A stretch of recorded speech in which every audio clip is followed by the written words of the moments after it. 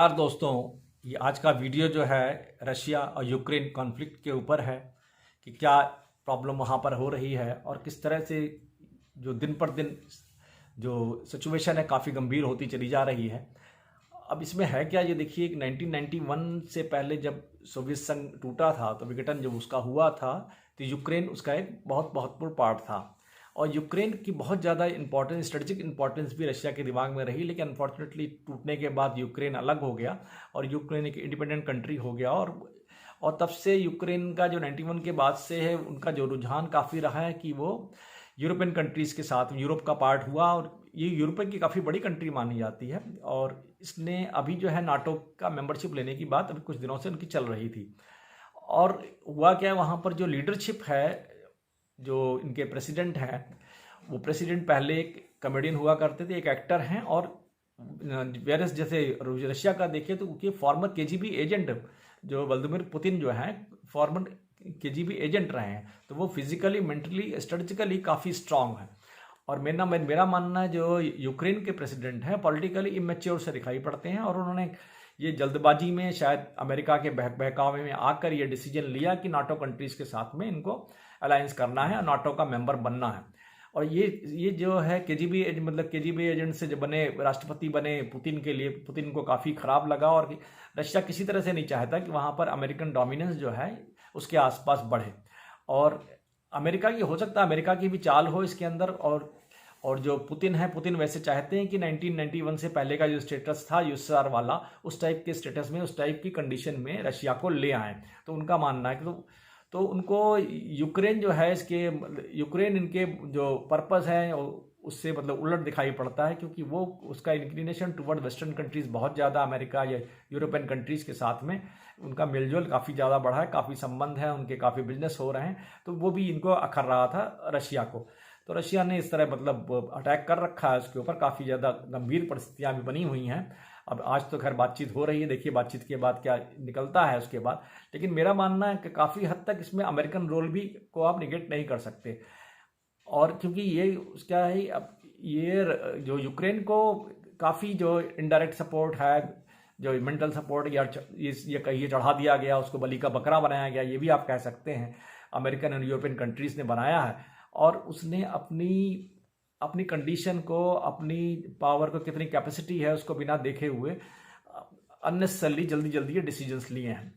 अब यदि NATO countries में आपने जाना था इसको प्रपोजल, इसके लिए बहुत पहले तैयारी होनी चाहिए थी। अब हुआ क्या है, इवन जो यूक्रेन के प्रेसिडेंट कह रहे हैं कि हमें रशिया से, ऐसी पावरफुल कंट्री से लड़ने के लिए अकेला छोड़ दिया गया। इस तरह के स्टेटमेंट बाहर हैं। और ठीक है, जो बाइडेन है अमेरिकन राष्ट्रपति, वो फाइनेंशियल सपोर्ट देने को तैयार है, लेकिन वो कहते हैं फिजिकली सपोर्ट हमारी आर्मी आप नहीं आएगी। कोई भी, इवन यूरोपियन कंट्री, हर आदमी फाइनेंशियल सपोर्ट देना चाहता है, लेकिन कोई फिजिकली कोई सपोर्ट करने को नहीं आ रहा है। जबकि देखा जाए स्ट्रेटेजिकली या पावर के हिसाब से रशिया और यूक्रेन के अंदर काफ़ी डिफरेंसेस हैं। रशिया एक सुपर पावर है, रशिया के पास इवन मिसाइल्स की कंडीशन या न्यूक्लियर वेपन्स की कंडीशन अमेरिका से भी ज़्यादा है। तो उससे फिर लड़ना इतना आसान नहीं था, लेकिन आपने उसको चढ़ाकर यूक्रेन को फंसा ही दिया। मेरा तो मानना, मैं तो वही वर्ड यूज़ कर सकता, इवन फंसा दिया। अब इसका सच होगा क्या इसके अंदर, यदि ये कॉन्फ्लिक्ट जल्दी रिजॉल्व नहीं होता है तो पूरे वर्ल्ड के लिए बहुत डिफिकल्ट सिचुएशन हो जाएगी।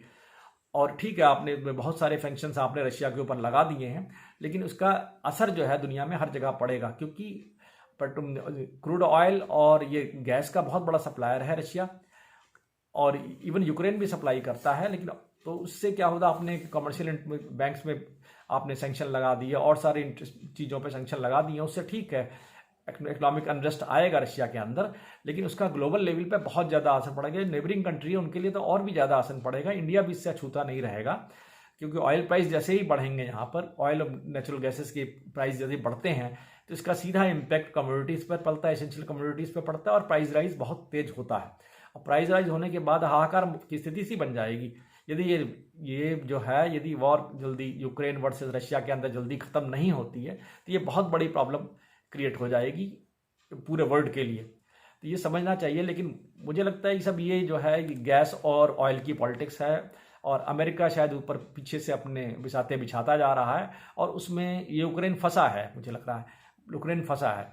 अब भारत की स्थिति भी बड़ा गंभीर है, क्योंकि भारत का जो है ट्रस्टेड पार्टनर रहा है रशिया, तो India can not go against Russia, जबकि चाहता है कि, लेकिन इंडिया के वेस्टर्न कंट्रीज से भी रिलेशन बहुत अच्छे हैं, लेकिन वो इसीलिए यूनाइटेड नेशन सिक्योरिटी काउंसिल के अंदर भी ये एब्सटेन किया, इसने वोट नहीं किया इनके फेवर में। लेकिन तो इस तरह से सिचुएशन काफ़ी गंभीर है, और इसको पता नहीं क्या, मतलब ये यूक्रेन को बहुत समझना चाहिए और पॉलिटिकली मैच्योर लीडर, मतलब डिसीजंस लेने चाहिए थे वहाँ के प्रेसिडेंट को। अननेसेसरी अपनी जनता को दुख में डाल रहे हैं पूरा वो, जो कि काफ़ी अनरेस्ट हो गया। काफ़ी सोच समझ के उनको ऐसे स्टेप्स उठाने चाहिए थे, क्योंकि फिजिकली कोई सपोर्ट करने के लिए आया नहीं है। अभी in other word I can say this is simply A miscalculation of जो यूक्रेनियन प्रेसिडेंट। एंड क्योंकि जो केजीबी एजेंट जो पुतिन है वो फिजिकली, मेंटली, स्ट्रेटेजिकली बहुत स्ट्रांग आदमी है, और इवन वो one can say he is unpredictable person also. आप प्रेडिक्ट भी नहीं कर सकते कि उनका नेक्स्ट आउटकम, नेक्स्ट उनका क्या मूव क्या होने जा रहा है। इवन ये दिखाई भी पड़ रहा है, रशिया जो जिस तरह से अटैक कर रहा है, जिस तरह से उसने यूक्रेन के ऊपर बम्बार्डिंग करी हुई है, मिसाइल्स भी छोड़े जा रहे हैं, रॉकेट लॉन्चर से भी हो रहा है। और इवन अब तो ये देखा जा रहा है कि रशिया जो है यूक्रेन के इवन सिविलियन जो इंस्टॉलेशन वहाँ पर भी अटैक कर रहा है। काफ़ी कंडीशन ख़राब हो गई है, और कीव के आसपास का एरिया तो काफ़ी ज़्यादा अनरेस्ट में है, और पूरा यूक्रेन ही मतलब प्रॉब्लम में फंसा हुआ है। अब मेरा तो मानना है उसको फंसाने के लिए बहुत बड़ा हाथ अमेरिका और ये इवन यूरोपियन कंट्रीज़ का है, जो फाइनेंशियल सपोर्ट देने को तैयार हैं, लेकिन वो फिजिकल सपोर्ट देने को, अपनी आर्मी भेजने को तैयार नहीं है। जब आप नहीं तैयार हैं तो उसको आपने क्यों उस तरह से इंस्टिगेट किया यूक्रेन को, और यूक्रेन को इंस्टिगेट किया आपने रशिया से फाइट करने के लिए। और बार बार यूक्रेनियन प्रेसिडेंट कह रहे हैं कि आपने हमें अकेला छोड़ दिया इतनी सुपर पावर से लड़ने के लिए। तो ये बहुत डिफिकल्ट चीज़ है पूरा, और ये जो भी सैंक्शन लगे, सैंक्शन की वजह से जरूर रशिया परेशान होगा, लेकिन जो इसके अंदर जो यूक्रेन के अंदर जो प्रॉब्लम हुई है, जितना अटैक हुआ, जिस तरह से बर्बादी हुई है, उसको भी रिस्टोर करने में बहुत टाइम लगेगा। आप कितना भी इकोनॉमिक सैंक्शन दी, ह्यूमन लाइफ्स को थोड़ी आप सेव कर सकते। जो निकल गए, जो मर गए उसकी वजह से, अटैक में जिन्होंने अपनी जान गंवाई है, वो बहुत ही ज़्यादा डिफिकल्ट है। और मुझे लग रहा है टोटली सुसाइडल मतलब डिसीजन था यूक्रेनियन प्रेसिडेंट का। तो इस तरह का मूव लेने के पहले बहुत सोच विचार करना चाहिए था। शायद एक्टर है, शायद पॉलिटिकली मैच्योर नहीं है, that's why he has taken such type of actor which is creating problem between Russia and Ukraine also. तो मेरा मानना है अभी जो बातचीत चल रही है, बातचीत में इनको बहुत सोच समझ के निर्णय लेने पड़ेंगे, और क्योंकि ये एट फर्स्ट इनको कॉन्फ्लिक्ट को रिजॉल्व करना चाहिए, और फिर कुछ जिनको बफर टाइम मिल जाएगा उसके अंदर ये दे कैन टेक डिसीजन, और फिर वो बात कर सकते हैं। टेबल पे आने के बाद कई सोल्यूशन निकल सकते हैं, और वो दूर से लोग देख कर मजाक करने वाले उनको आप छोड़िए, और आप अपनी सिचुएशन देखिए।